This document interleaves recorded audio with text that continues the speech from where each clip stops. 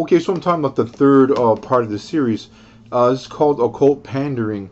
You know, here's just the title itself is kind of reflective of what of kind of the disgraceful aspect of what occult pandering is. So let's get down to it. First of all, this is the reason why a lot of other occultists, only modern occultists, why a lot of modern occultists don't like me. And it's also the very same reason why a lot of modern occultists as well like me. So it's the same reason why they like me and they don't like me. So let's get down to it. So a lot of times people will say, well, I talked to Dark Widow and Dark Widow said, if you accept money for occult practices, then you're not a real occultist. Well, okay, so there's truth to that and there's not. But primarily, yeah, it's true.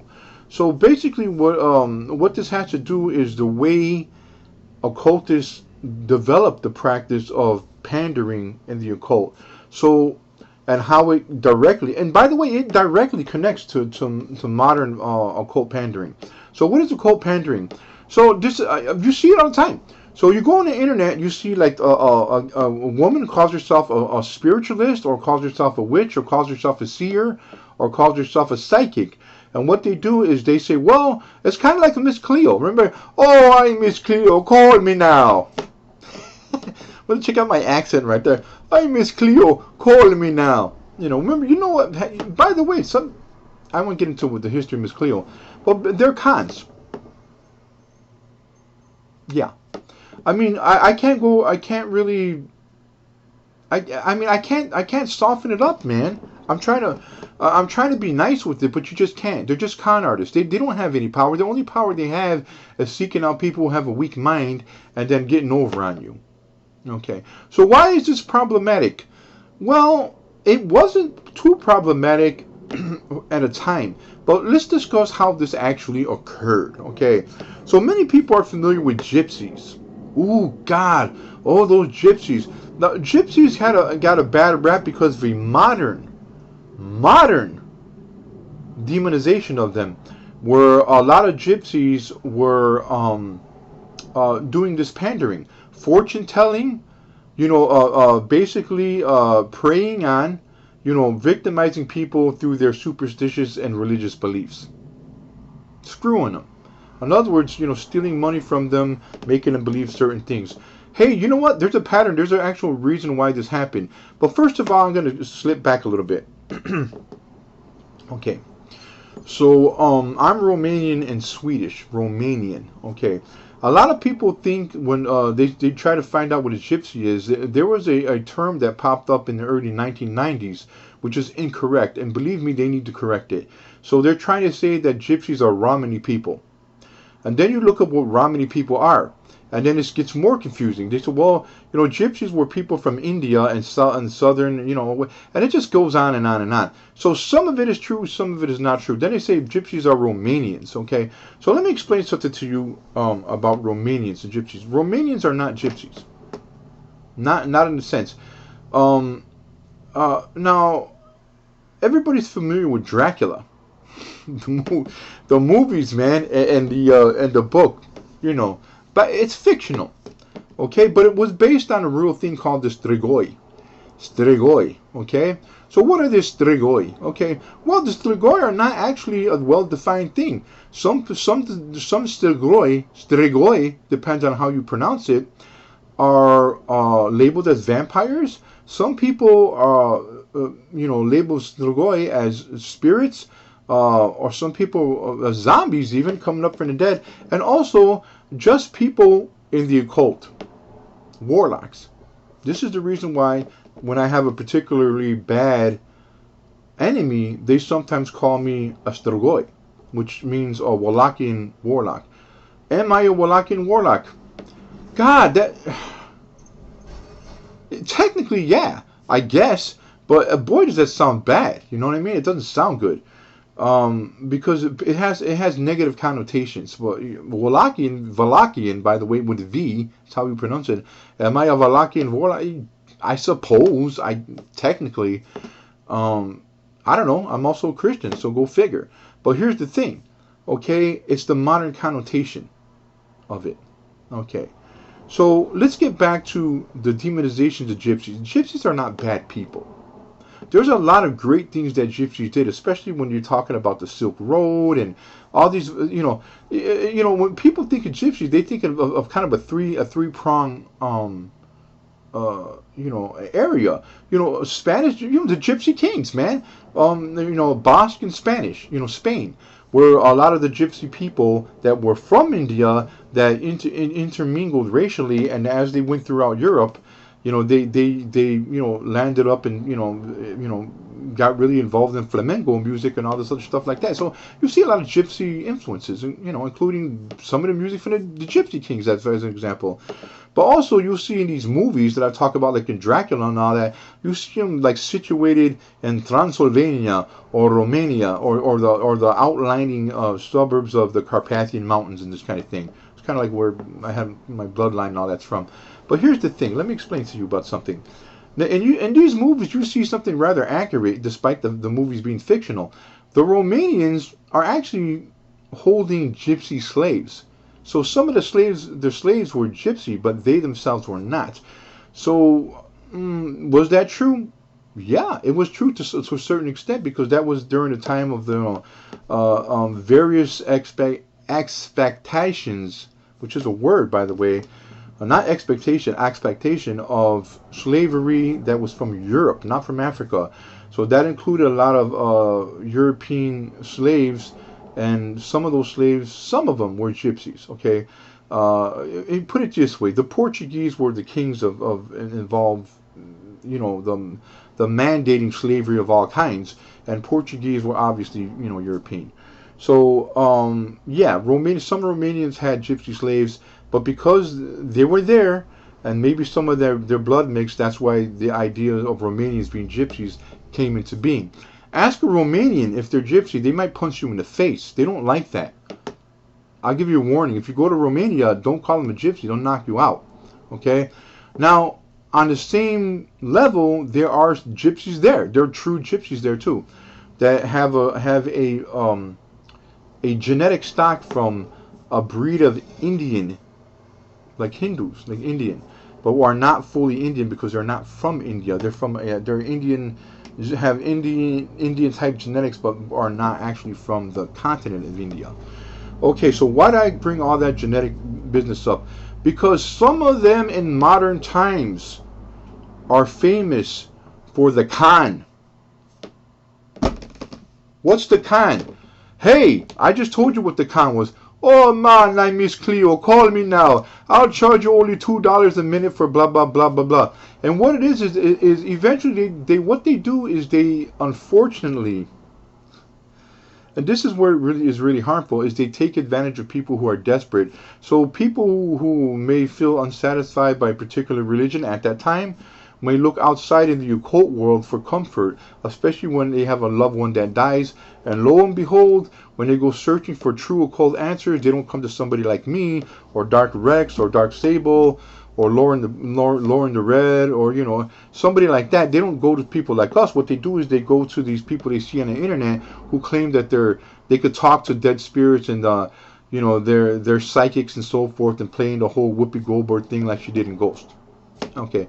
And so then they ask for money. Okay, so what's the problem with that? The problem with it is because they're con artists.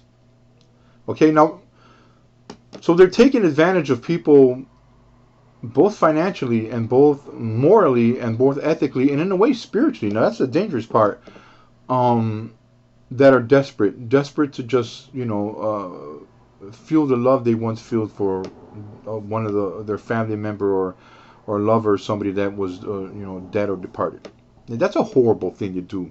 Just a horrible thing to do. Okay, so what happened to these people in the medieval ages? Okay, so first of all, this didn't exist in archaic age. A lot of people think, well, they must have been con artists during the time of Plato and Socrates. No, they didn't. There wasn't. If there was, it was incredibly rare. People weren't that stupid, because they'd be punished by the occult, by true occultists. Okay, so when a lot of the brand of gypsy, now they weren't all gypsies, not racially gypsies, but the brand, the ideal of gypsy conning, fortune telling with the crystal ball and all that stuff that came about through traveling traveling con artists throughout Europe, what they like to call a snake oil seller, a man who sells. That's what they called it in the Old West. That's what they call gypsy, snake oil salesman. I got a potion that'll cure everything for you. Get rid of your arthritis with one swoop. That kind of stuff. So what's the problem in the real world? Well, most of the time they don't cause a problem because most people have what they call common sense. So your common sense will tell you not to be involved in people like this. But people will start to ignore their common sense when they're desperate enough. Listen, it doesn't mean you're stupid or anything. You can have the smartest person in the world fall for something like this because even me, we're all susceptible to loss, losing a loved one, and desperate to get out there and try to touch something that could bring the feeling and the love of these people back. Okay, so this is where the crime is involved in occult pandering. And believe me, it is pandering because it evolved in pandering.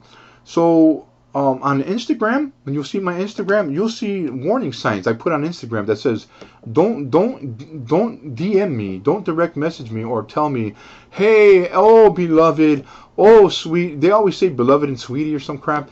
You know what, let me give you a free spiritual reading and all that. First of all, they don't know who they're talking to when they're doing this, okay? Despite the fact that I have warnings on my Instagram, sometimes panned not to do that, they still do that. So it's a bit of a joke. So I'm not that serious about it. Do I punish these people? No, I don't. Can I punish them? Yeah. You know how. It doesn't take a genius. Will I do that? No, I don't. As a matter of fact, I love that they love the occult. I love their interest in the occult. It's just they're not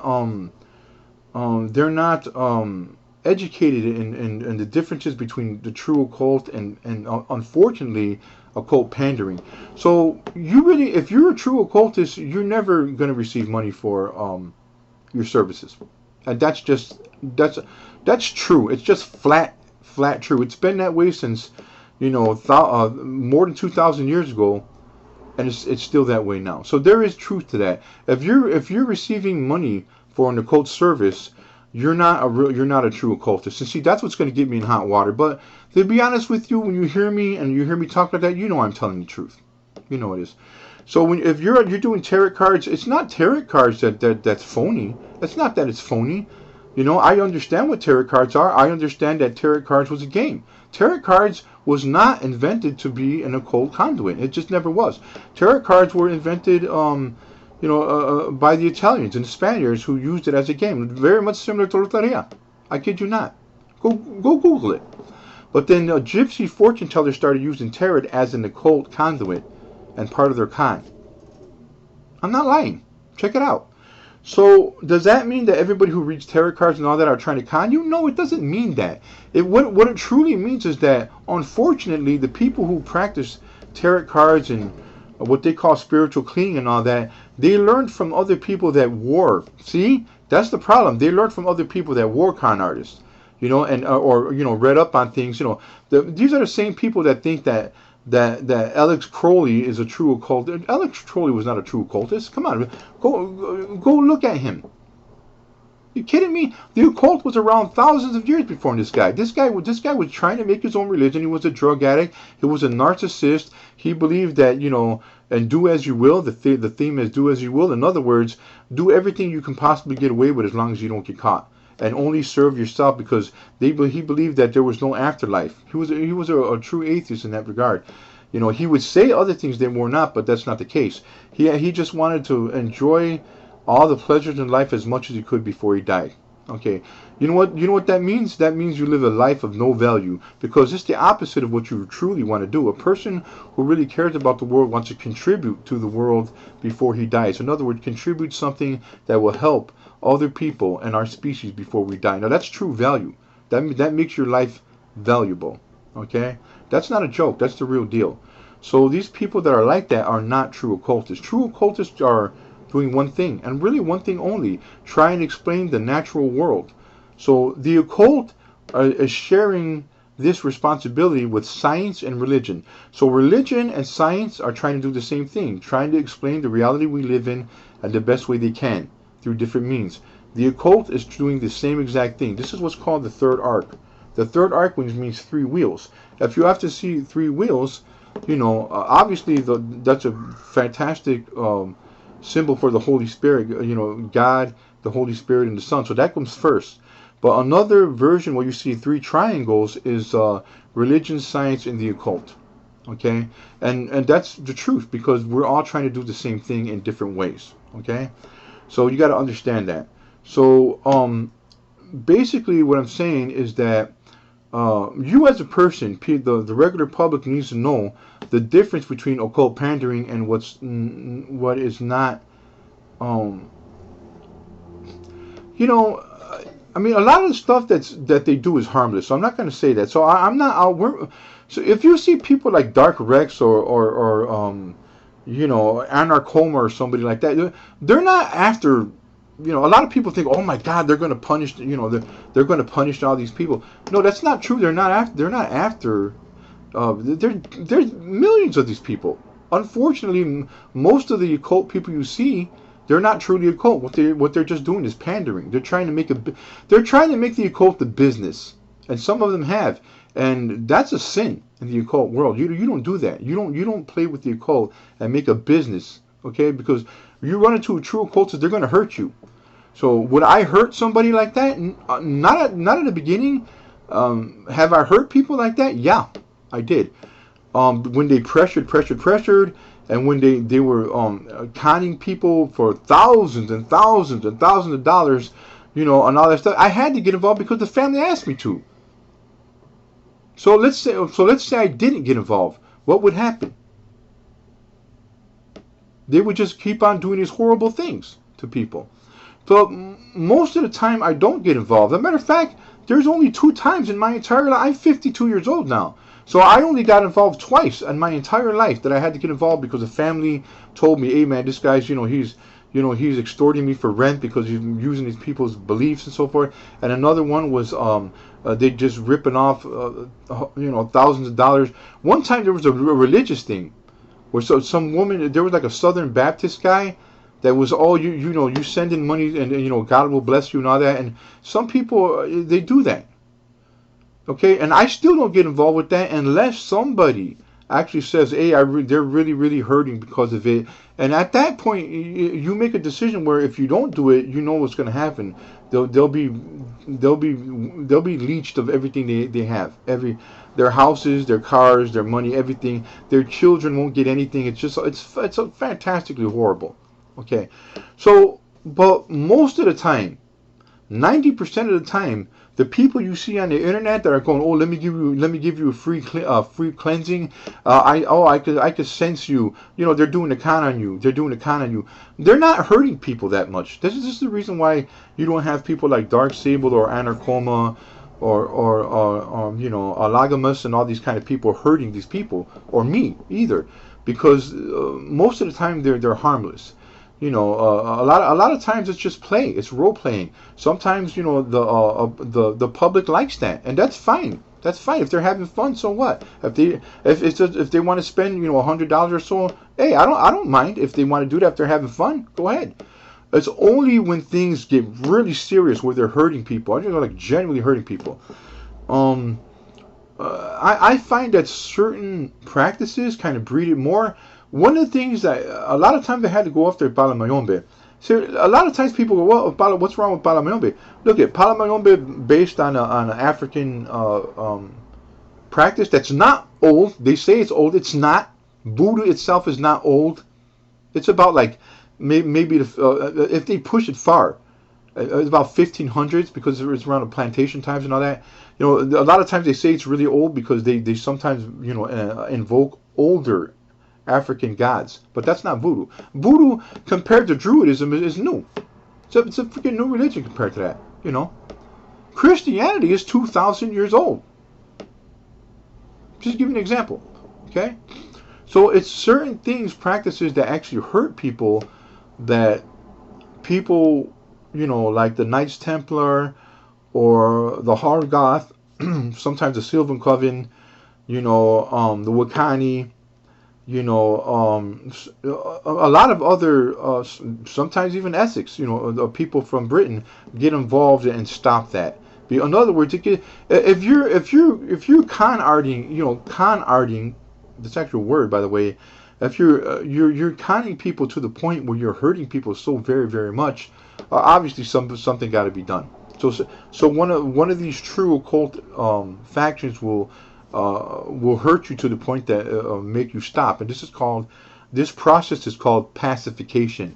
That doesn't mean they're going to kill you, but what it means is they'll do everything in their power, psychologically, spiritually, and physically, to hurt you enough where you stop doing, where you stop hurting people. And by the way, sometimes that helps them. That doesn't hurt them.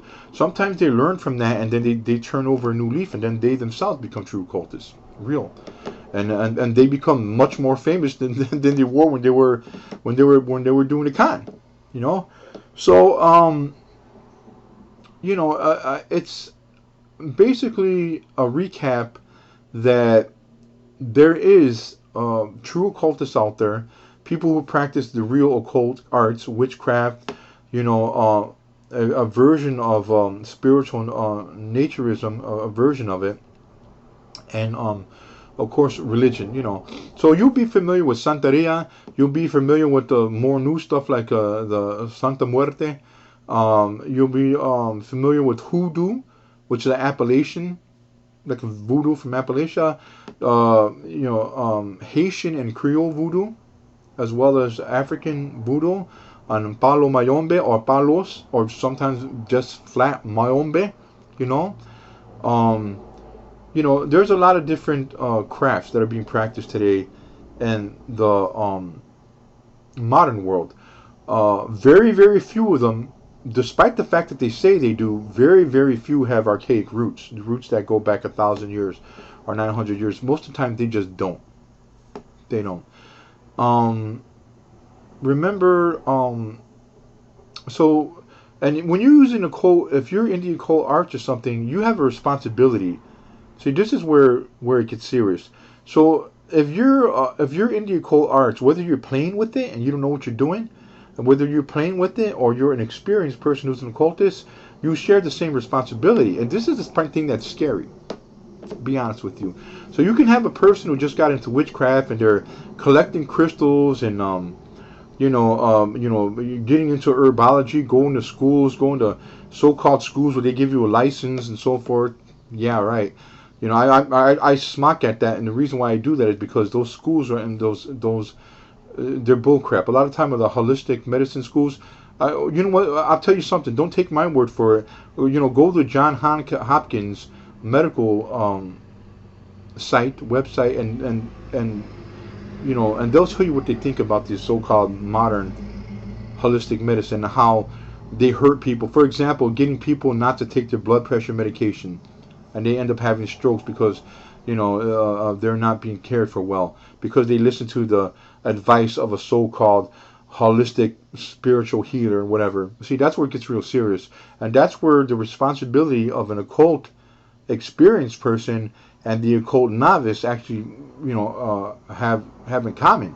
So I have the same responsibility as a person who just learned how to be a so-called witch from a website 2 weeks ago.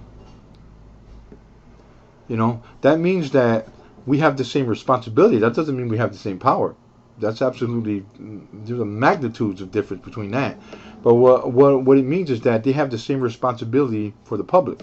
So in other words, if I'll tell you flat out, no, never take any holistic medicine unless a doctor says it's all right for you. I'll tell you that flat out, and your common sense knows I'm telling you the right thing. That doesn't mean I'm telling you not to try anything that's herbal or holistic. By all means, you can do that as long as you get the okay from a doctor that knows your personal ailments and so forth.